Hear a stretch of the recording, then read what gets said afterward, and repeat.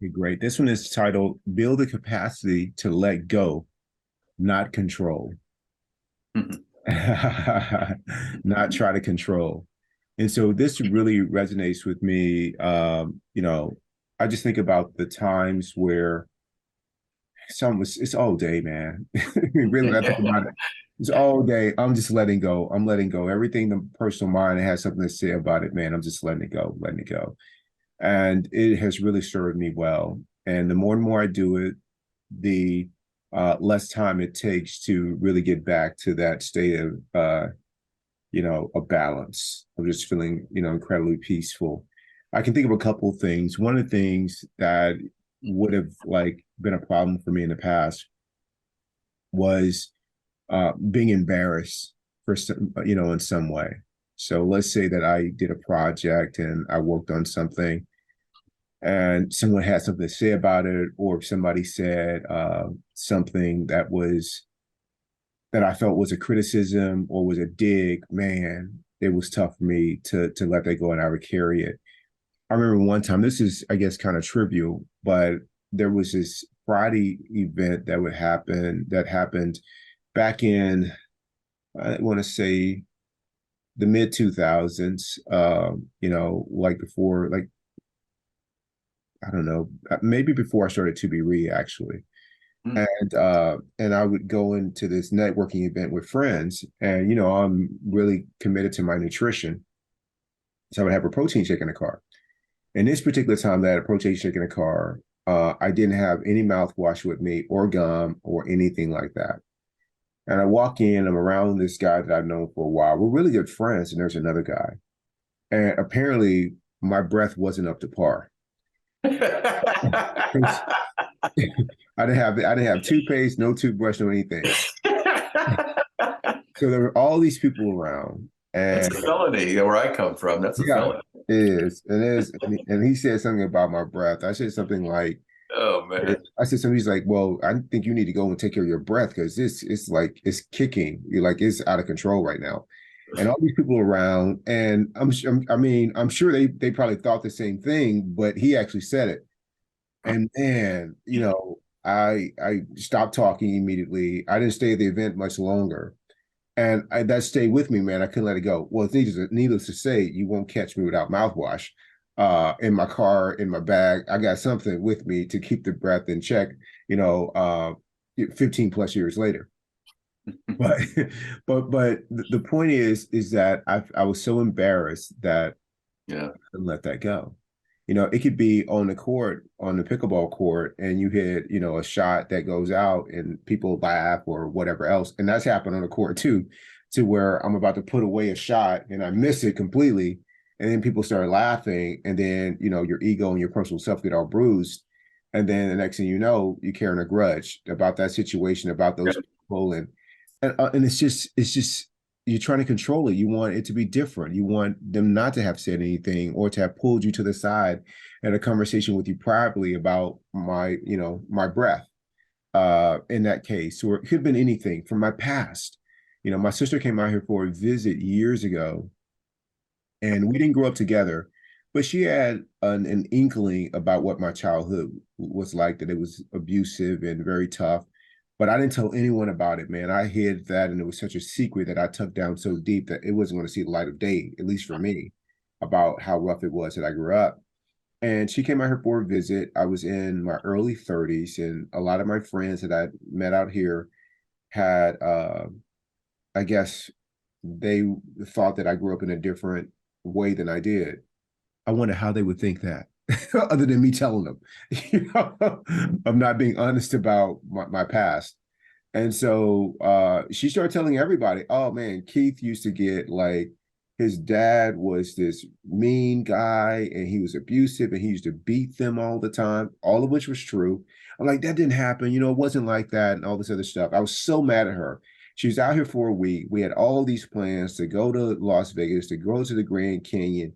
All of a sudden, Rick, I had to work every day that she was here. We didn't leave Oh the boy. house. Yeah. Who Mm. does that? Who does that, Rick? I was so embarrassed that's because I wanted to control her, what she said. And that stayed with me for a couple of weeks, after, even after she left. She just wanted to spend time with me. She had no idea of how this affected my fragile ego. And I punished her for it. And I punished myself because I missed out on this time that she was here.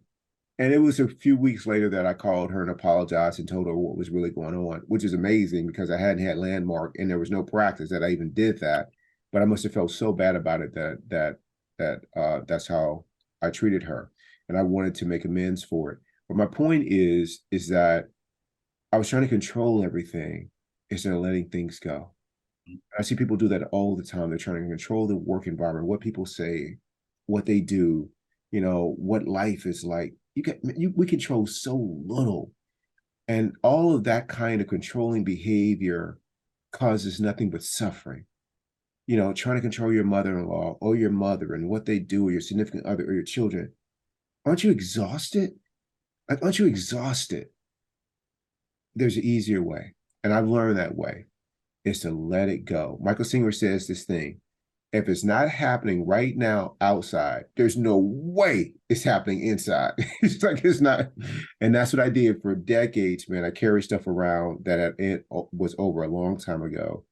Instead of letting it go, I was trying to continue to control it long after the fact, even though there's nothing that we can do to control that to alter the past. So, Rick, what are your thoughts?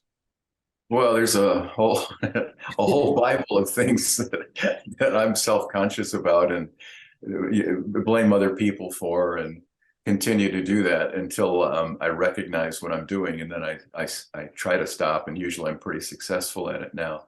Um, Let me give you some ideas of what I do that I Yeah. think might be helpful for other people to try to let things go. I mean, like a recipe for letting things go. So self-talk is really important. So the first thing I try to do when I have something that I think is negative, like a sister who's coming and telling stories that I don't want other people to know, the self-talk would be something like, isn't she terrible for doing this? I can't believe that she loves me and she's betraying me in this way.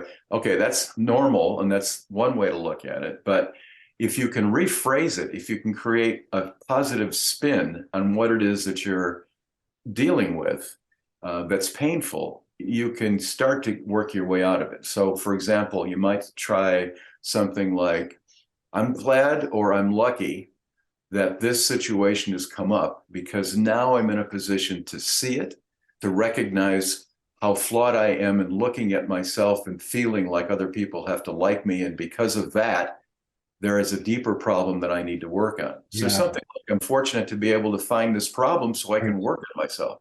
So the first thing I try to do is to rephrase or reframe that painful thought into something that puts me on the path of trying to solve or trying to be better in the moment. And the other thing is I try to, I try to practice mindfulness. And by that, I mean, I try to be aware of what happened and just be as bare bones about it as possible without using any adjectives to describe what happened. She made these statements, okay, without judging it. And when you do that, it takes a lot of the sting away. So the idea is just to be in the present moment without having this judgment about something that was wrong. So first, the mantra, try to reframe it in a way that makes it positive, that you look into yourself and try to consider what that reflects about you that you don't like and want to change. And then secondly, be mindful of the fact that these were just simply words. These were simply things that were said. And my reaction is what's creating all of this reaction or painfulness in me. And then not to judge it. If you can let go of the judging, the pain usually goes away. The next thing is I try to be gentle with myself about it. I mean, okay, I'm a human being. I have these things I don't want other people to know about. I'm afraid maybe I'll lose their love or I'll lose their respect if they know about them.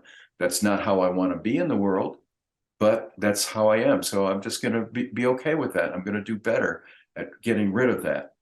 And then lastly, one thing that really, really is important, and it took me and takes me forever. This is the hardest one for me of all of them. And that is accept that the other person may not apologize for what they did. So let's say you forgive them, right? You go out of your way, you do all of these steps I'm saying, and in your head you forgive them, and then you say something along the lines of, I was really hurt by that, but it's okay. And they don't say anything like, "Oh, you were hurt. I'm so sorry." They just say, "Oh, hey, want to go to Burger King?" If they don't apologize, for me, that was like, "All right, you're out, man. That's Right. it. I did all this work for you, and now, I don't get any credit for it." So it's really important to accept, at least for me, really important to accept that the other people who you think hurt you, maybe even intentionally, may never apologize. And you have to be okay with that. You have to let that go too. Rick, I love this. Everything as you said, if I had followed those steps back then, thankfully the practice and your guidance helps me today. But if I'd followed those back then, man, I wouldn't have continued to repeat that behavior every time somebody said or did something that I thought was wrong, me trying to control them. And I remember sitting in that restaurant trying to control what my sister was said and trying to steer her the other way. I see people do it all. I see people do it now with their loved ones when they don't want their loved ones to embarrass them, with what they might say or what they might do. My brother, you never knew when he was coming, if he drank, if he would be really loud talking, if he would, say the wrong thing. And I was like, and then I let all that go. And I'm like, however my brother shows up, my brother shows up. I'm not going to take it on. And I just have a great experience. Everyone's like, Keith, that's your brother? Yep, that's my brother. I know he's something else, right? And I do that. Keith, you grew up in a home that was, yep, broken home. Yep, that was me. Yep, that's where I grew up. And just accepting it all, man. And I like that part of you like when these things happen, the ego is what gets embarrassed.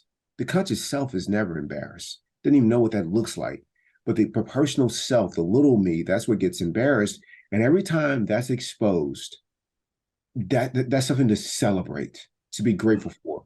The minute I want to close and tense and not let people see this part of me, that's the time. I remember what happened with my sister years later. I was facing a financial crisis and I was about to lose my house, so I had to sell it. I wouldn't tell anybody about that. If I would have practiced with my sister of letting go what happened there, then I would have been open and vulnerable about what was happening with me financially about the house, and I probably would have had a different, outcome than the one that I did. But that secrecy of trying to protect this darkness within me, what is that about, right? And so that is about succumbing to the lower self. And as I started to really work on myself, and again, your guidance in these steps have been incredibly helpful. What I found is trying to control never works, because the thing about that is you can't stop doing it. Once you start, all you're trying to do is do more of it. And Yeah. and it's elusive. You can't do it. But what does work is practicing letting go again and again and again. And then before you know it, the things that were the the opportunity to let go, those things don't show up anymore because you've had so much practice. It'll be something else, but Yeah. that specific thing won't show up again.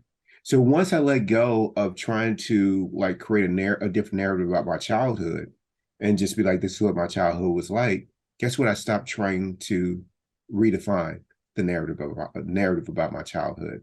Once I let go of people knowing that there was a period in my life where I went through financial difficulty and trying to hide that, once I let go and being open about it, guess what? I don't hide anymore. Financial challenges. It's a beautiful thing, Rick, when you let all that go, because that's wasted energy, man. That's so true. It's wasted That's, time. You that's know, what it is. in this physical form, it's finite. This time is finite. I don't want to waste it doing that. So, Rick, do you have any parting words for us as we close this one out? No, I've had direct hits in all those areas. I've been embarrassed by things my parents have said or things that other people have said about me that I wanted to keep secret, but they were actually true.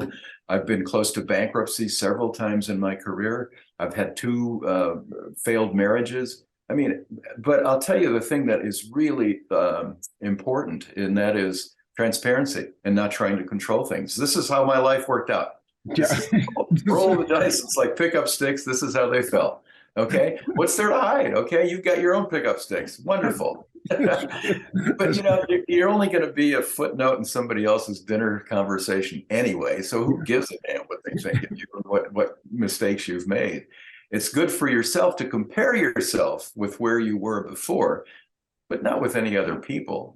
They're on their own paths. You know, that's how I feel anyway. And I think you and I see eye to eye on that. And it's hell of a lot less burdensome to try to make everything add up. You know, it's like trying to match your shirt with your shoes and just get dressed. Right? Yeah, exactly. That's awesome, Rick. Hey, I love you, Rick. Thank you so much. I love you, Keith.